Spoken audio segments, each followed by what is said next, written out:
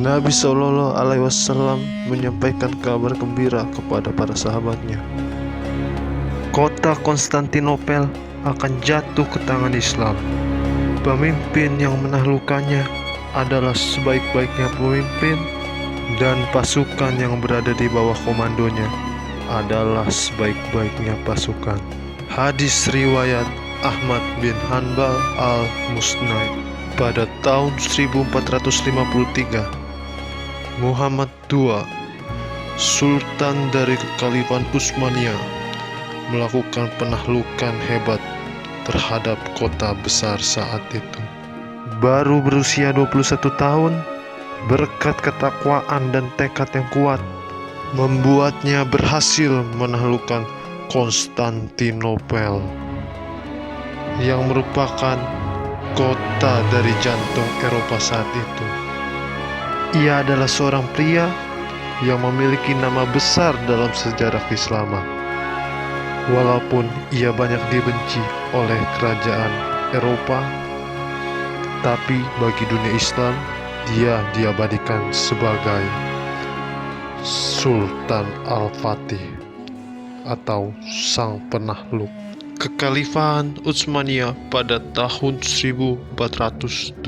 Invasi besar-besaran yang dilakukan oleh kerajaan Timurid ke daerah timur menyebabkan terjadinya peperangan antara kerajaan Timurid dan Kekhalifahan Utsmaniyah, yang menyebabkan tertawannya Sultan Bayezid I, Sultan dari Kekhalifahan Utsmaniyah, oleh Raja Timur, sang pendiri kerajaan Timurid di pertempuran Ankara. Namun pada masa penawanannya, Bayezid I wafat, yang mengakibatkan perang saudara di seluruh Kekhalifahan Utsmaniyah antara Isa, Sulaiman, Musa, dan Mehmed I, yang merupakan anak-anak dari Bayezid I yang ingin mendapatkan tahta. Setelah perang saudara yang panjang tersebut diakhiri dengan kemenangan Mehmed I setelah ia menyingkirkan ketiga saudaranya tersebut pada tahun 1413, dan kemenangan itu pula yang menjadikannya sebagai penguasa tunggal dari seluruh Kekhalifahan Utsmaniyah, dan ia berkuasa selama 8 tahun lamanya hingga ia wafat pada tahun 1421, dan tongkat kekhalifahan pun otomatis jatuh ke tangan anak pertamanya, yaitu Murad II. Baru saja menaiki tahta, kepemimpinannya diusik oleh klaim dari pamannya sendiri sebagai pewaris tahta yang sah. Dia adalah Mustafa Çelebi. Dan Mustafa Çelebi mendapatkan dukungan oleh Manuel II Palaiologos, Raja Kerajaan Bizantium. Dengan dukungan dari Raja Palaiologos, ia langsung melakukan penyerangan ke Edirne dan berhasil menaklukkan kota tersebut dan menyatakan dirinya sebagai Sultan dari Edirne. Namun pada tahun 1422, Murad II tidak tinggal diam. Ia langsung menyerang Edirne dan berhasil menangkap Mustafa Çelebi setelah kekalahannya di Selat Dardanelles. Murad II pun mengeksekusi mati ia karena pemberontakannya tersebut. Tidak hanya itu, setelah mengeksekusi Mustafa Çelebi, Murad II pun langsung mengepung Konstantinopel karena keterlibatannya terhadap pemberontakan Mustafa Çelebi tersebut.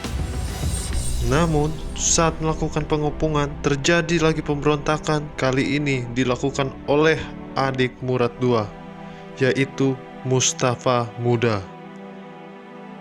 Mendengar kabar tersebut, Murad II pun menyudahi pengepungannya dan memberikan perintah kepada pasukannya untuk berbalik arah menyerang para pemberontak tersebut, lalu menghukum mati Mustafa Muda, adiknya tersebut, di tahun 1422. Setelah itu, pada periode 1428 hingga periode 1444, Murad II disibukkan oleh peperangan dengan kerajaan Eropa dan memperluas wilayahnya, lalu menstabilkan setiap perbatasannya. Ketika ia merasa perbatasannya sudah cukup stabil, lalu ia turun tahta karena ingin memperdalam ilmu keagamaannya. Lalu ia menyerahkan tahtanya kepada anaknya yang saat itu masih berusia 12 tahun, Muhammad II, atau biasa disebut dengan sebutan Al-Fatih. Setelah mendengar kabar tersebut, Władysław III, raja dari kerajaan Hungaria, menyatakan perang terhadap sultan muda tersebut dan memimpin pasukan besar ke wilayah Utsmania, yaitu kota Varna. Lalu Muhammad II mendapatkan saran untuk memanggil ayahnya Murad II untuk memimpin pasukan perang dan kembali menjadi sultan, mengingat ayahnya yang berpengalaman di pemerintahan dan medan perang. Namun ayahnya menolak dengan alasan dia sudah tidak ingin mengurusi masalah kesultanan kembali. Tetapi Muhammad II terus membujuk dan bersikeras agar ayahnya mau memimpin pasukan. Demikian pula ayahnya pun menolak permintaan tersebut. Karena ayahnya terus menolak, Muhammad II menulis surat yang tegas kepada ayahnya.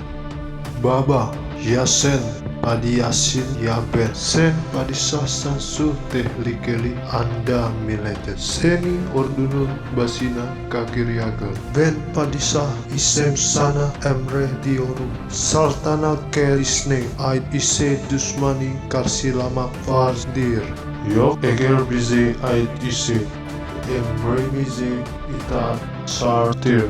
Atau jika diartikan, ayahku, kalau bukan kau, maka akulah yang menjadi sultan. Jika kau adalah sultannya, maka umat yang dalam bahaya ini memanggilmu. Maka datanglah. Jika aku yang menjadi sultan, maka aku dengan ini memerintahkan kepadamu untuk datang. Namun, jika kekhalifahan ini milikmu, maka wajib bagimu untuk menjaganya dari musuh yang sedang menyerang saat ini. Tapi jika kekhalifahan ini milikku, maka aku perintahkan kepadamu untuk taat kepadaku. Melihat isi surat tersebut, Murad II langsung menuju Edirne dan mengambil alih komando para tentara Utsmania dan menyerang pasukan Raja Władysław III di pertempuran Varna pada tahun 1444.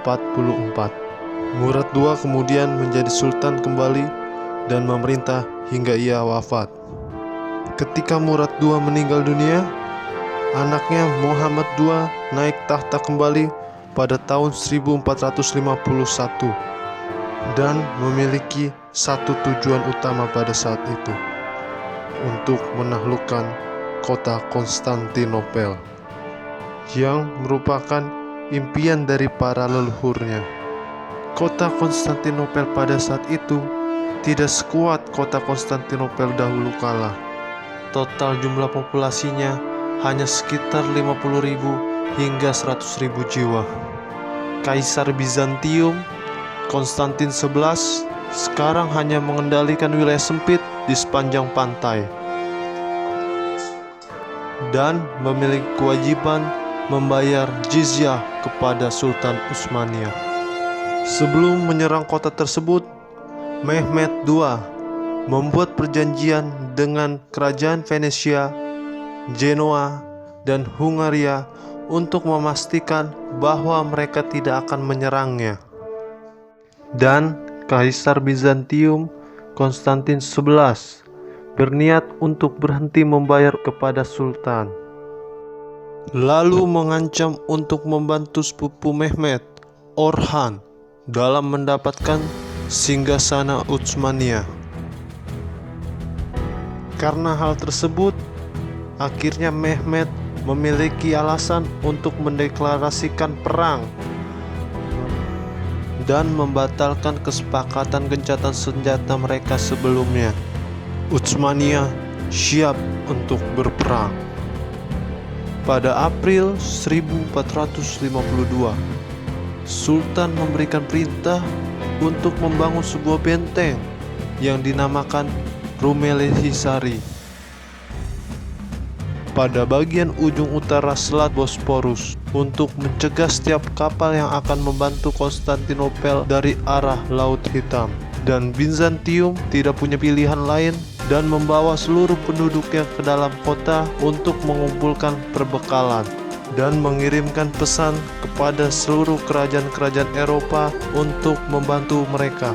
Namun, karena ekskomunikasi dari Paus untuk kerajaan Bizantium, hanya kapal-kapal Venesia sekitar 1000 prajurit bayaran yang dipimpin Gustiani yang datang membantu. Sementara sebagian besar raja-raja Kristen Eropa mengacuhkan permintaan tolong tersebut. Pasukan Utsmania terdiri dari lebih 100.000 prajurit, 69 meriam, dan 126 kapal dalam kendali penuh Sultan Mehmed II. Sedangkan Kekaisaran Bizantium hanya memiliki 7.000 prajurit, diantaranya 500 prajurit Utsmania yang dimiliki Pangeran Orhan, meriam penggempur, dan 26 kapal. Karena kekurangan prajurit untuk mempertahankan Bizantium, Kaisar Konstantin memerintahkan agar 30.000 penduduk lokal dipaksa membantu ia. Setiap resimen Bizantium dikomandoi oleh komandan Venesia yang mana mereka dipimpin oleh Gustiani. Dan Kaisar Konstantin memerintahkan untuk memperbaiki dinding dan menambah rantai di sepanjang Golden Horn untuk mencegah para tentara Utsmania menyerang dinding dari arah laut. Akhirnya, pada 1 April 1453, pasukan baris depan Utsmania sampai di depan dinding Konstantinopel, lalu membuat kemah dan menunggu Sultan untuk memulai pengepungan. Akhirnya, Sultan Mehmed II mencapai dinding kota tersebut pada 5 April 1453 dan memulai untuk mengepungnya. Setelah mendapatkan perintah dari sang sultan, resimen artileri mulai menembakkan meriam-meriam raksasa Utsmania, namun hanya menimbulkan kerusakan-kerusakan kecil pada dinding tebal kota tersebut. Dan pada hari berikutnya, Sultan Mehmed II memerintahkan para infanteri dan para pasukan pemanah untuk menyerang dinding kota tersebut terlebih dahulu. Namun, para pasukan pertahanan kota tersebut berhasil memukul mundur para pasukan dari tentara Utsmania. Karena hasil buruk tersebut, akhirnya Sultan Mehmed II memutuskan untuk membombardir kota tersebut kembali.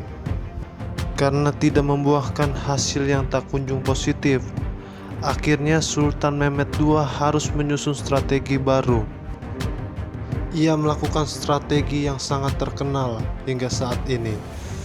Ia memindahkan kapal-kapal melalui daratan di dekat koloni Genoa di Pera dan menyusupkan kapal-kapal tersebut di belakang rantai Golden Horn, atau biasa disebut dengan tanduk emas, karena bentuknya seperti tanduk dan merupakan perairan yang makmur pada saat itu. Setelah tentara Utsmania berhasil mendamparkan kapal-kapal tersebut, Raja Konstantinopel terkejut melihat hal tersebut dan memerintahkan kapal-kapal perangnya untuk menyergap mereka. Namun penyergapan itu gagal dikarenakan para pasukan Utsmania yang telah bersiap untuk mendapatkan serangan dari Raja Konstantinopel. Karena penyergapan yang gagal tersebut, akhirnya Raja Konstantin memutuskan untuk membagi dua pasukannya untuk menjaga perairan di daerah Golden Horn. Dengan konsekuensi, itu akan melemahkan dinding utama mereka. Setelah melakukan pembombardiran berulang-ulang, akhirnya para tentara Utsmania berhasil menghancurkan gerbang Santa Romanus dan para pasukannya hampir masuk ke dalam kota. Tetapi Jenderal Giustiniani datang dan memukul mundur para penyerang. Dan setelah itu, gerbang Kaligaria pun berhasil dihancurkan oleh tentara Utsmania, dan pasukan Utsmania bergerak menuju istana Blachernae. Tetapi sang raja berhasil memukul mundur mereka. Dan selanjutnya, Sultan Utsmania atau biasa disebut dengan Sultan Mehmed II memerintahkan untuk serangan menyeluruh kepada dinding Konstantinopel. Setelah mendapatkan perintah tersebut, meriam-meriam Utsmania mulai melakukan pembombardiran besar-besaran terhadap dinding Konstantinopel, diikuti oleh tentara-tentara Utsmania yang unggul dari segi jumlah. Mendapatkan serangan penuh tersebut, akhirnya pasukan Giustiniani berhasil dikalahkan di gerbang Santa Romanus. Dan Giustiniani sendiri mendapatkan cedera yang sangat berat yang harus dibawa keluar dari medan pertempuran. Mendengar kabar bahwa jenderalnya keluar dari medan pertempuran, ini adalah pukulan telak bagi semangat pasukan pertahanan Konstantinopel. Karena semangat dan moral yang telah hancur tersebut, akhirnya para pasukan pertahanan berusaha untuk melayarkan kapal dan meninggalkan kota Konstantinopel. Dan sang raja sendiri melakukan serangan bunuh diri ke gerbang Santa Romanus yang membuat ia terbunuh. Itu adalah Kaisar Romawi yang mati bersama kerajaannya, yang mengakhiri masa-masa kejayaan Romawi. Dan setelah mendapatkan kota tersebut, Sultan Mehmed II mendapatkan julukan sebagai Al-Fatih sesuai dengan nubuat yang dilakukan oleh Rasulullah, serta mengubah nama kota tersebut dari Konstantinopel menjadi Istanbul, atau jika diartikan semua Islam. Setelah mengambil alih kepemimpinan Konstantinopel, Mehmed mengubah Hagia Sophia yang semula adalah basilika ortodoks menjadi masjid. Mehmed juga segera memerintahkan pembangunan ulang kota, termasuk memperbaiki dinding, membangun benteng, juga membangun istana baru untuk mendorong kembalinya orang-orang Yunani dan Genoa yang pergi dari Galatia kembali ke Istanbul. Lalu memerintahkan pengembalian rumah-rumah mereka dan memberikan jaminan keamanan. Tapi kisah Al-Fatih ini belum berakhir, karena ia akan menaklukkan banyak kerajaan-kerajaan lainnya yang menentang kekuasaan kekhalifannya atas dunia.